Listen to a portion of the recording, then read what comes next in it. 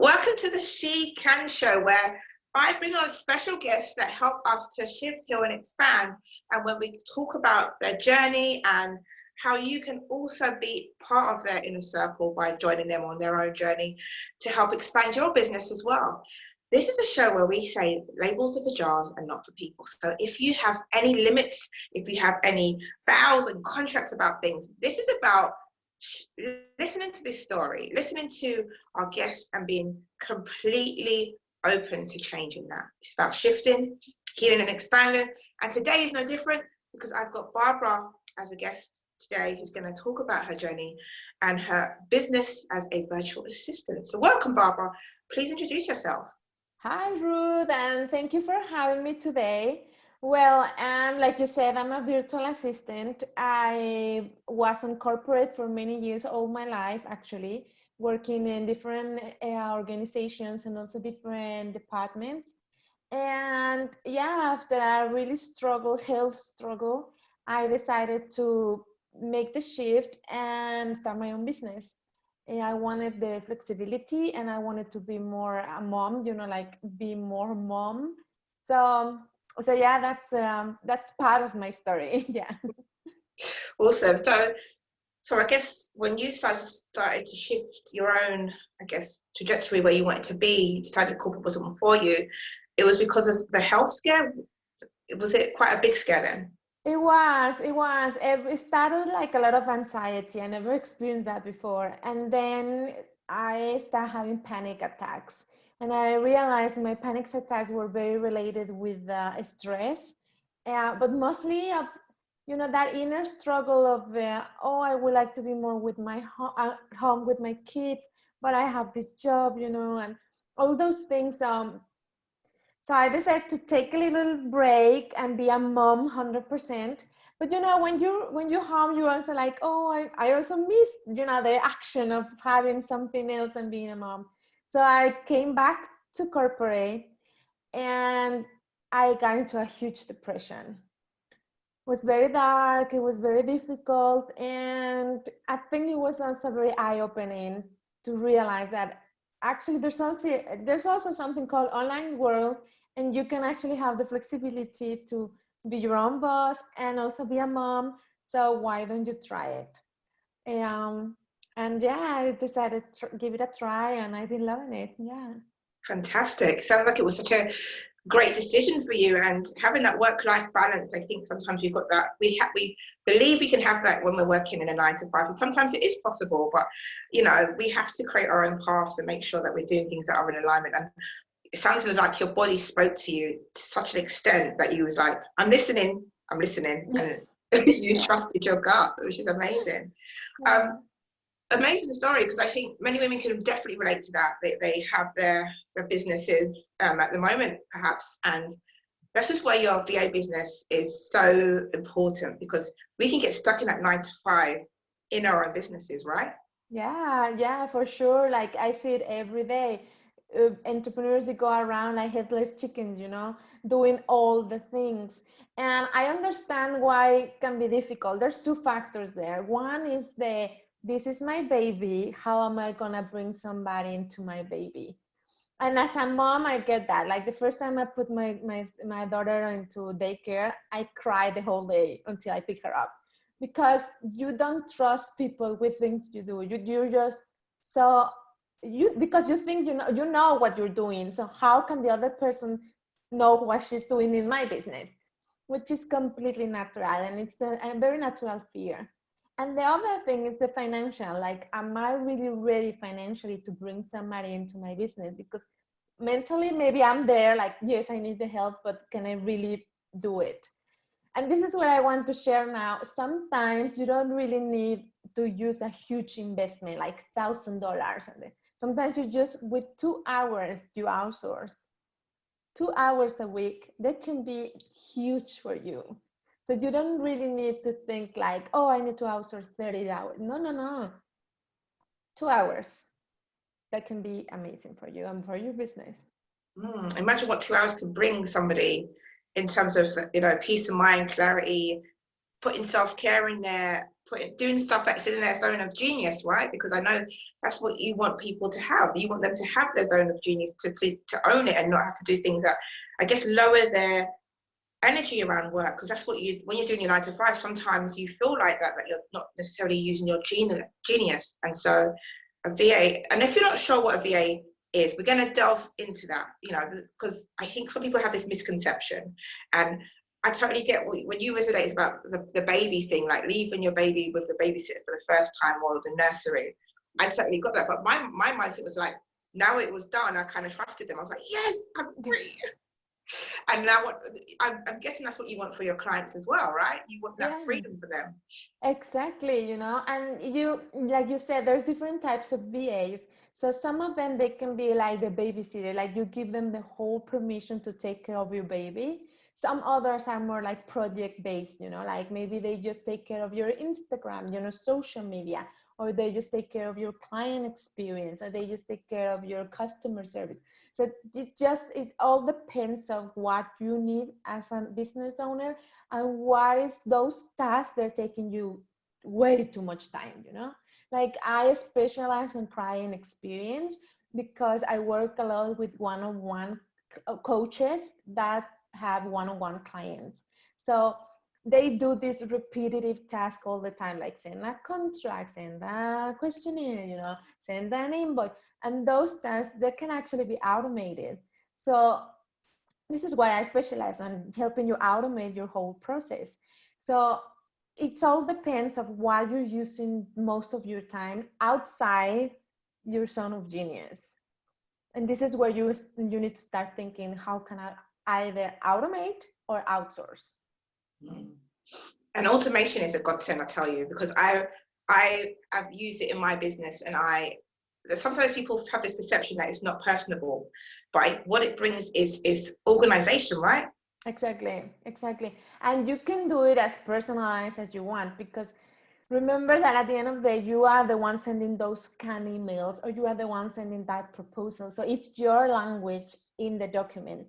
The only thing that changes maybe the names of the customers. Those change, but their language, you wrote that. So you put the letters there, you put your love there, So it's automated, like partially automated, because the process is gonna run smooth, but you still you there. So I don't think we should take, because I know a lot of people is like, oh, we're becoming robots. No.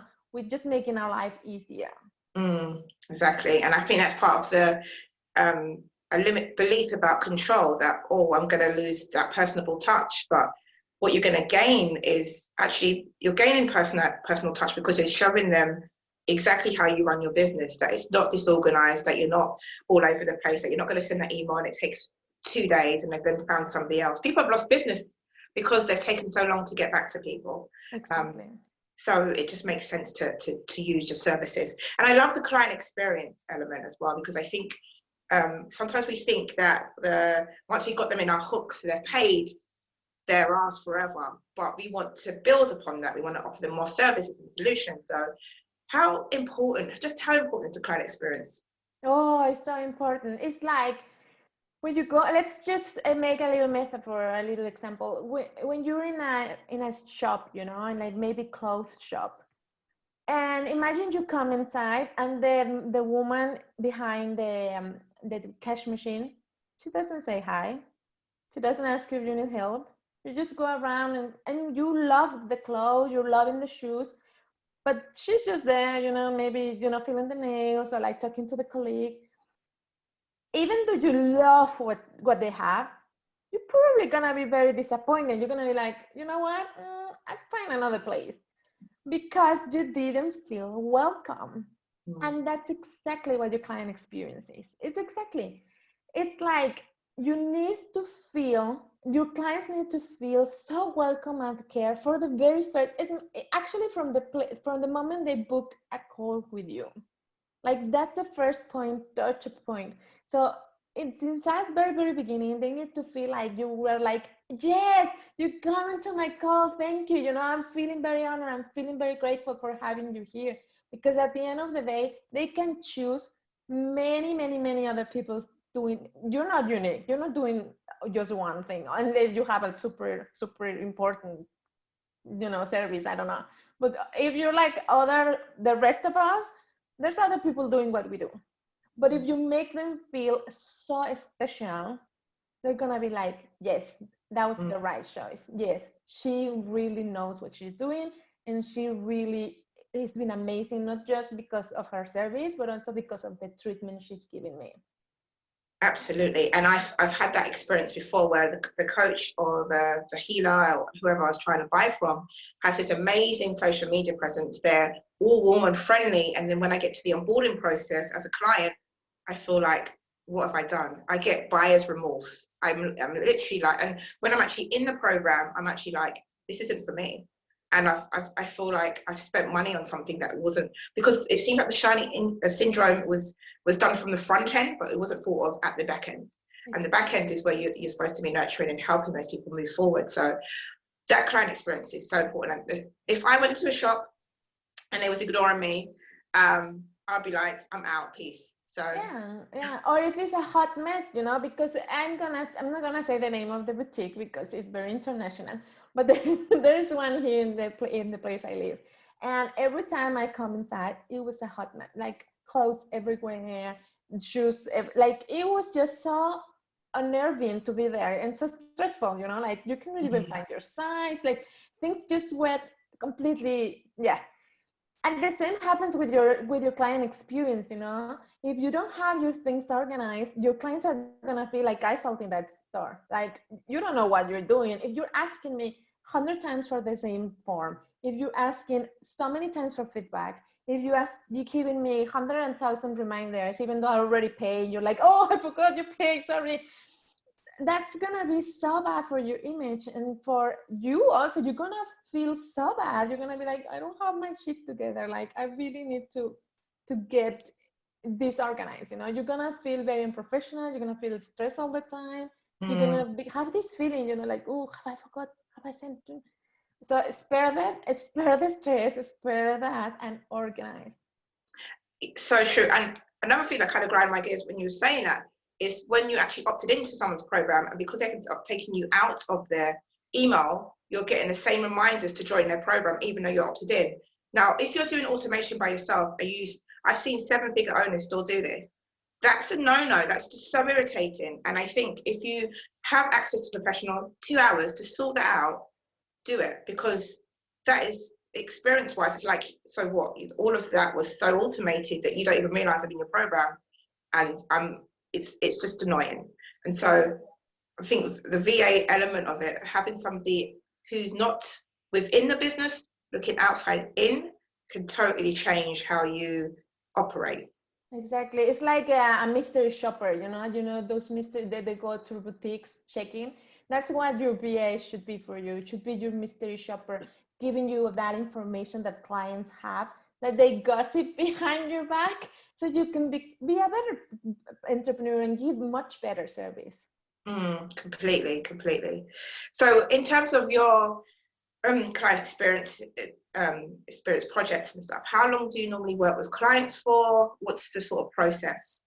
So we start with a discovery call to see if we're a good match. And then we have a strategy call where we map out your whole client experience from the booking call to 6 months after they stop working with you. So the whole thing. And then I go in and automate the whole thing for you. And then we move together. So this takes like a week, maybe 10 days. And yeah, and then you finish with a whole process that is going to be automated, systemizing, and it's going to make your life so much easier, like so much easier. No, who wants stress when you can just offload it? It sounds much more organized. It sounds much more profitable as well, because you can lose customers, that's bottom line, and your reputation, right? Yeah, for sure. And also you gain actually money doing this, because all those hours you're gonna save from manual work, you're gonna actually use them finding clients or onboarding new clients into your business. So you have to see that this is an investment that's gonna give you money back, give you time back, and give you your sanity back, because you're not gonna be all the time stressed and crazy forgetting things.